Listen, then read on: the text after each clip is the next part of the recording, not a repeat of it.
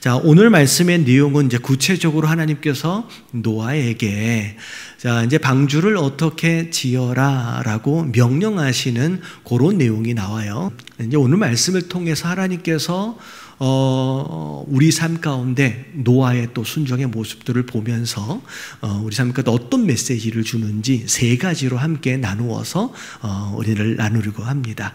자, 일단 13절 말씀을 보면 자, 이렇게 시작해요. 하나님이 노아에게 뭐 하셨대요? 여러분, 이르시되라고 말씀이 시작이 됩니다.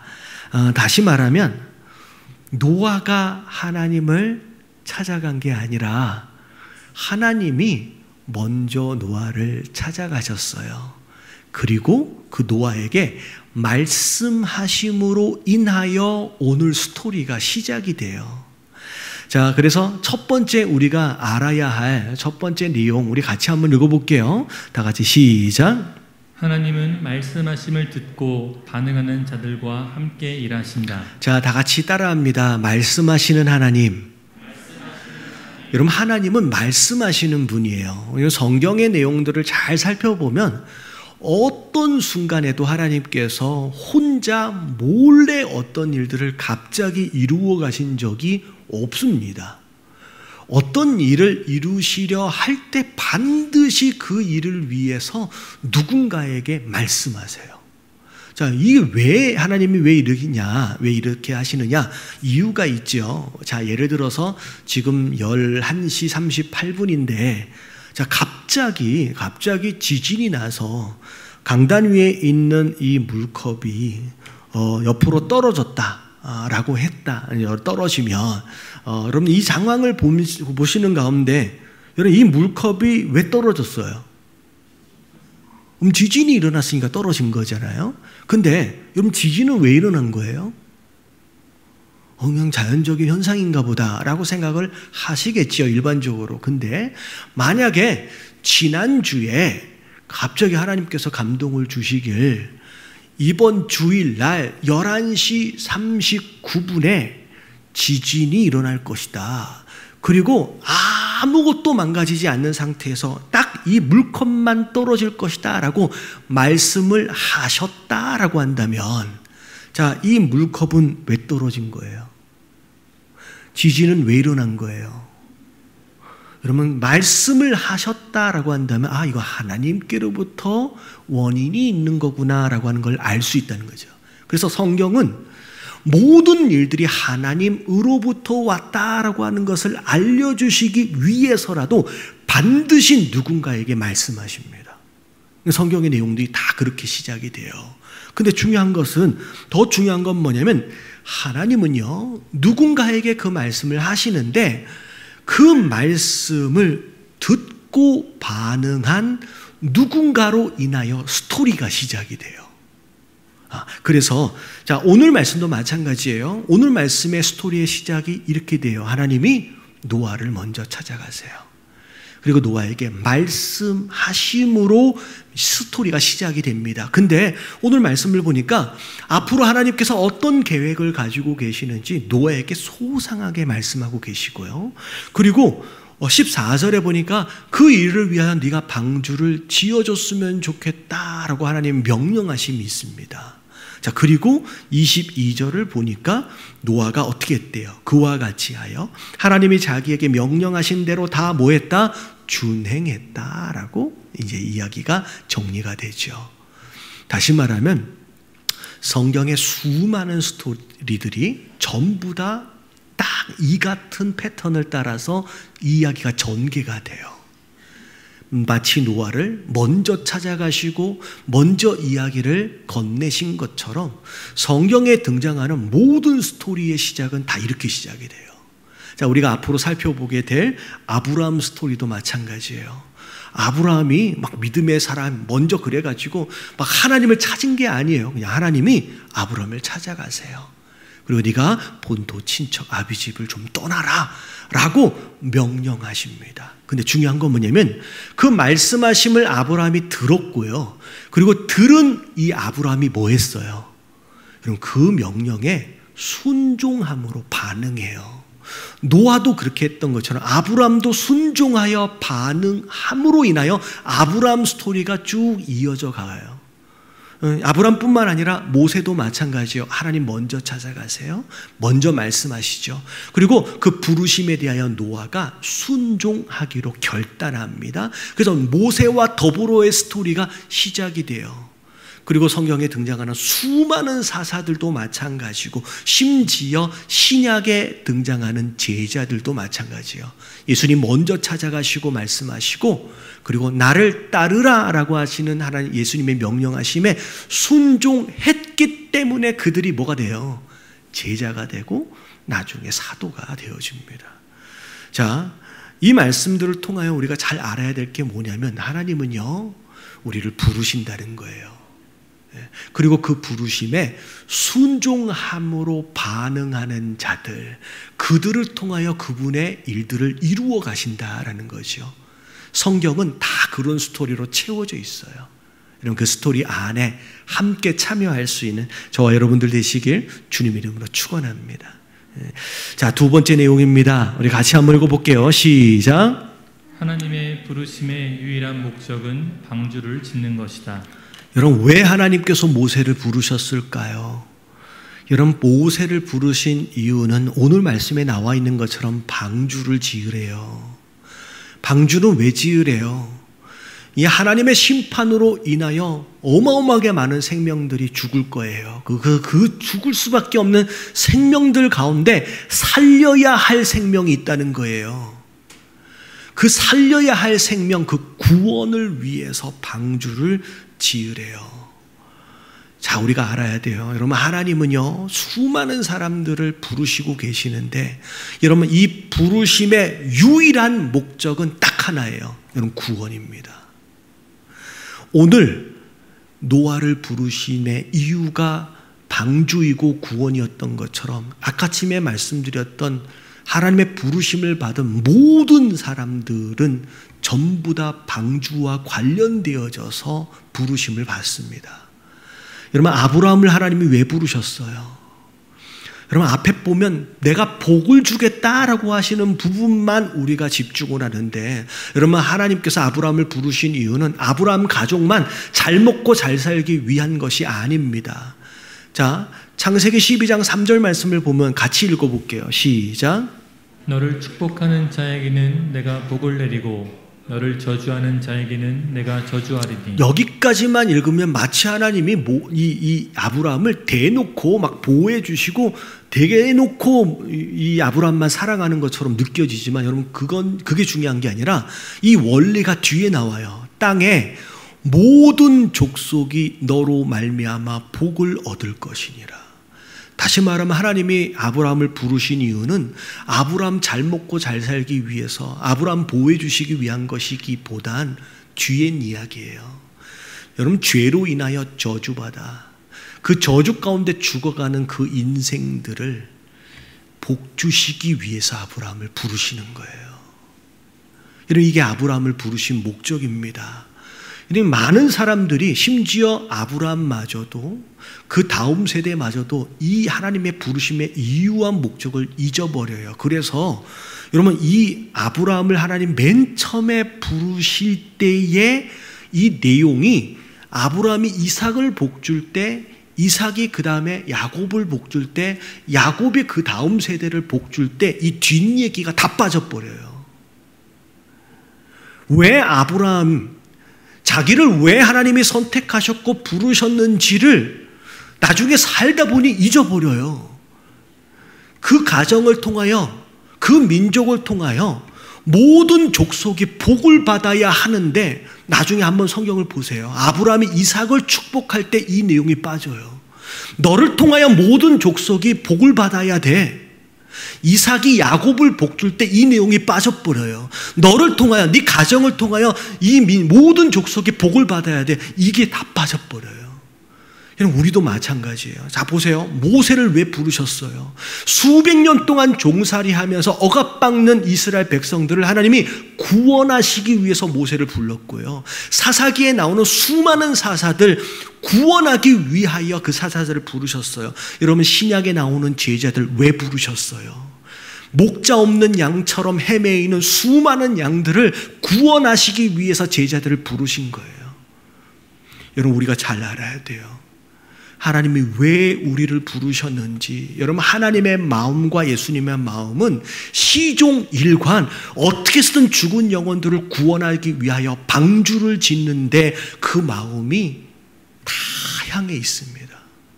여러분, 예수님 말씀 보세요. 마태복음 9장 36절 37절 같이 읽어봅니다. 시작. 무리를 보시고 불쌍히 여기시니 이는 그들이 목자 없는 양과 같이 고생하며 피진함이라.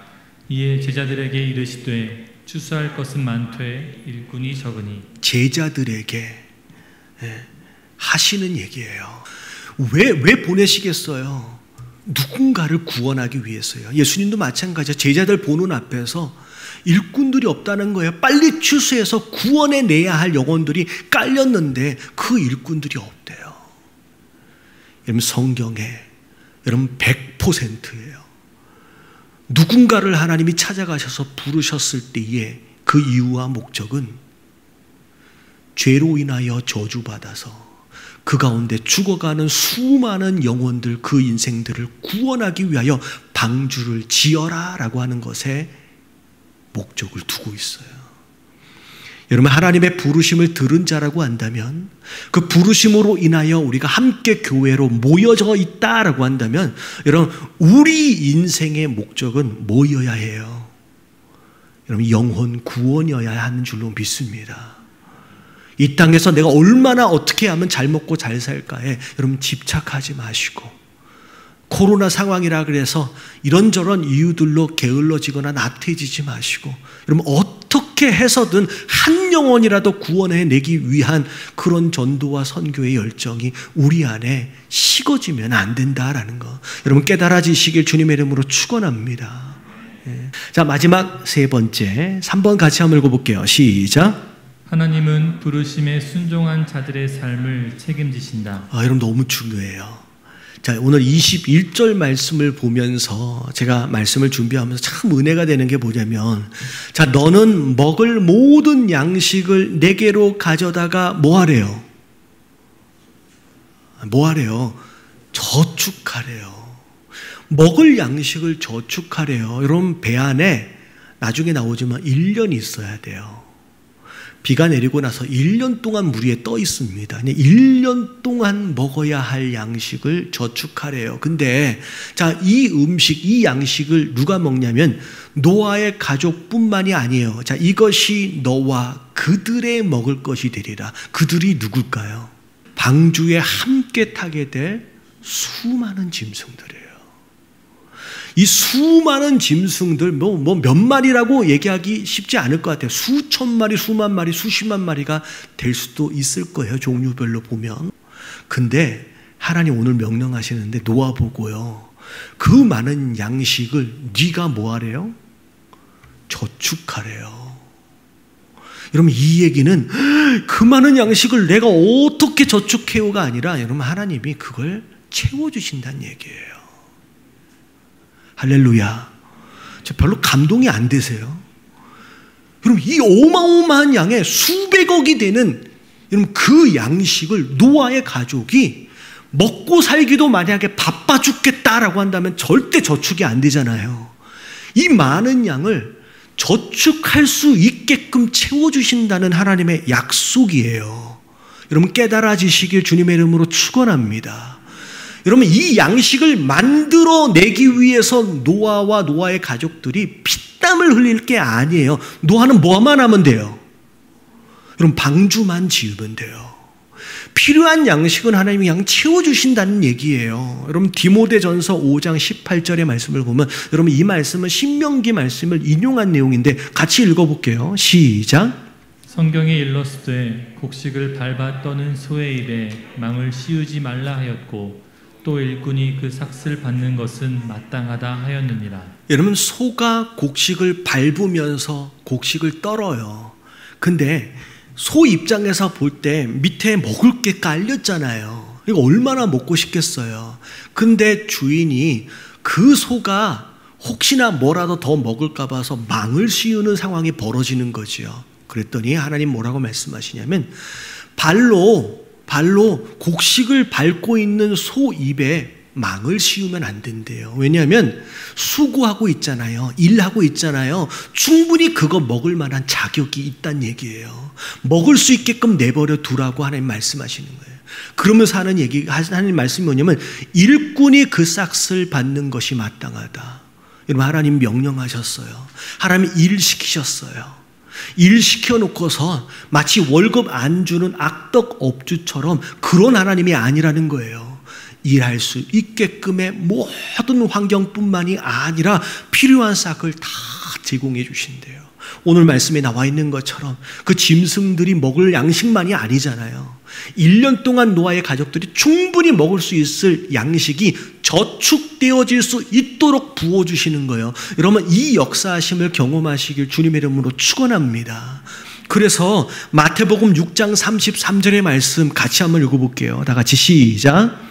그런즉 너희는 먼저 그의 나라와 그의 의를 구하라. 그리하면 이 모든 것을 너희에게 더하시리라. 뭘 먹을지, 뭘 입을지, 뭘 마실지 염려하지 말라라고 말씀하시면서의 맨 마지막 부분이에요.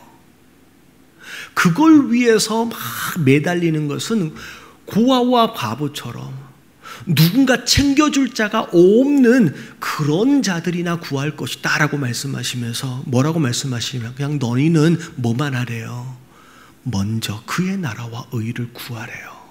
다시 말하면 오늘 말씀으로 보면 노아에게 하신 것처럼 노아는 방주 짓는 것에 집중하면 돼요. 그런 필요한 것들을 채워주시는 거예요. 이따가 나중에 배 타면 뭐 먹고 살지를 염려하지 말라는 거예요. 그리하면 이 모든 것을 더하여 주신다. 이런 말씀에 순종하심으로, 여러분 사명에 충성하심으로 말미암아 이 모든 것을 너희에게 더하시겠다라고 하시는 이 약속하심을 여러분 누리시는 저와 여러분들 되시길 주님의 이름으로 축원합니다. 한 가지 말씀만 더 드릴게요. 제가 미국에 있는 동안에 어떤 집사님이 이제 이사한 지는 조금 됐는데 초청을 하셔서 신방을 가게 됐어요. 근데 신방을 하면서 예배를 드리는데 이 집이 너무 좋은 거예요. 그리고 거실이 너무 넓어가지고 제가 그 얘기를 했어요. 여기 교회해도 되겠네요 라고 얘기를 했어요. 그랬더니 집사님이 나중에 간증을 하시면서 그 얘기를 하시더라고요. 그 집사님이 목장 리더야. 근데 목장 리더로 임명을 딱 받고 나서 이제 와이프 집사님하고 의논했대요. 그 가정, 그 목장이 한 3가정 정도 돼요. 근데 우리는 주일날 매주 우리 집에서 목장 모임을 하자. 그래서 예배가 끝나면 집에 오면 이렇게 같이 목장 모임도 하고 그리고 저녁 식사를 대접을 하고 그리고 교제하고서 그렇게 보내드리고 그렇게 한번 해보자. 그러니까 와이프 집사님 생각할 때 지금 당장 이제 3가정 정도 되니까 이 정도면 괜찮겠다. 나름 헌신하려고 막 기도하면서 결단을 했대요. 근데 예배 끝나자마자 매일 와가지고 너무 분위기가 좋은 거예요. 이 분위기에 너무 좋으니까 전도가 되는데 교회로 전도가 먼저 되는 게 아니라 이 가정으로 먼저 전도가 되는 거예요. 그래서 같이 예배를 드리고 같이 식사하면서 막 친해지면서 야 이젠 교회를 좀 가야지 해가지고 이제 그 다음에 이제 교회를 가는 식으로. 근데 나중에 보니까 이게 7, 8가정이 돼버렸어. 그러니까 이제 한 번 모이면 어떻게 돼요? 어른들만 20명이야. 그리고 애들까지 하면 한 30명이 되더라는 거예요. 이게 교회가 아니라 지금 목장 얘기를 하는 거예요.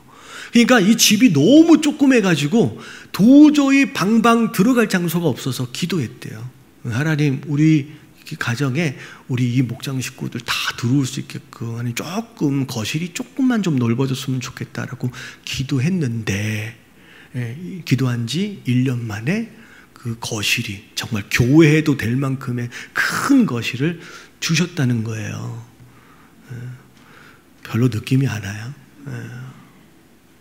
여러분 큰 집이 중요한 게 아니라 사명을 감당하는 게 중요한 거예요.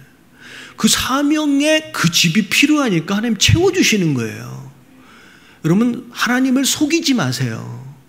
하나님 내가 목장 리더를 이렇게 할 테니까, 내가 이런 사역을 이렇게 할 테니까, 내가 이렇게 순종할 테니까 주십시오. 이러면 그거 아니에요. 근데 거기에 순종을 먼저 하시고요, 충성을 다하세요. 방주 짓는 일에 충성을 하니까 채워지는 거예요. 그래서 집이 어마어마하게 커졌어요. 하나님 복 주셔서. 근데 문제는 뭐냐면 처음 시작할 때는 세 가정 음식을 준비하니까 이런 별게 아니었잖아요. 근데 이제는 30인분의 음식을 이제 준비를 하려니까 이게 재정적으로 장난이 아닌 거예요. 그러니까 조금씩 마음에 뭐가 들어요, 이제. 시험이 슥 들라 그래요. 그러면 이게 30인분을 매주 한 달에 4번에서 5번을 한다 그러니까 이게 재정적으로 너무 힘든 거예요.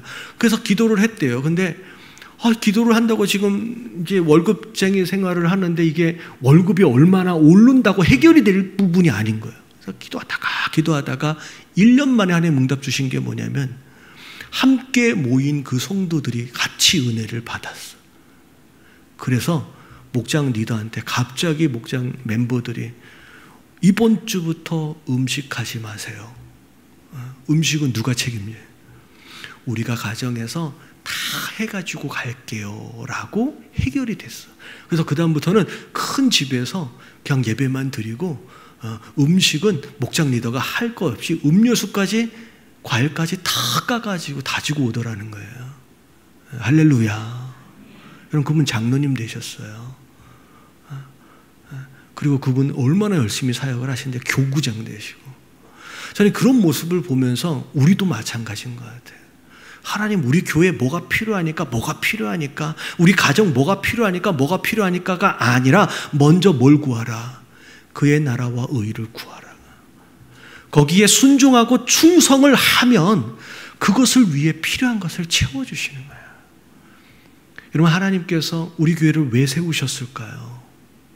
저는 딱 2가지예요. 여러분, 선교를 위해 세우셨고요, 그리고 다음 세대를 위해서 세우셨어요. 여러분, 선교를 위해 세우셨다라고 하는 여러분 확신은 뭐냐면, 우리 아마 여기 계실 것 같은데 우리 재작년 3년 전이네요 벌써.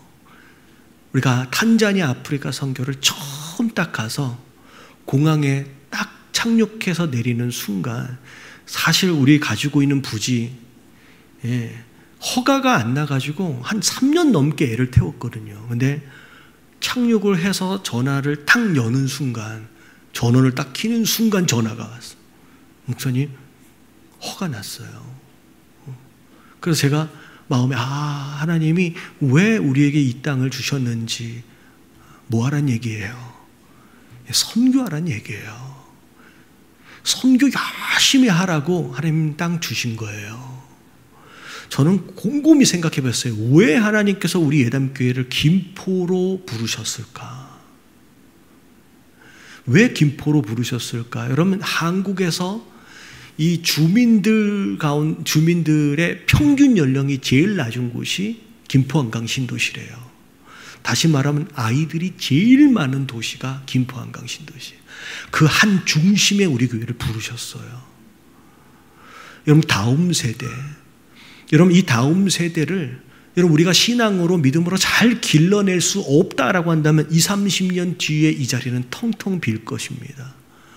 그리고 여러분 20-30년 뒤에 보내졌던 선교사님들 다 들어오셔야 돼요. 더 이상 그들을 위하여 후원하고 기도해야 할 교회가 없기 때문에 여러분 다음 세대를 여러분 이 칠흑같이 어두운 세상 가운데서 믿음으로 세우고 길러가야 할 사명을 우리 교회에게 주신 거예요. 그래서 김포 한강 신도시 아이들이 제일 많은 이 땅에 하나님께서 우리 교회를 부르신 거예요.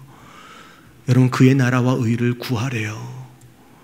여러분 필요한 게 많지만 여러분 선교와 여러분 아이들 교육에 여러분 우리가 충성을 다하심으로 말미암아 여러분 필요한 모든 것을 채우시는 그 하나님을 경험할 줄 아는 여러분 우리 교회 되어지시길 주님의 이름으로 축원합니다.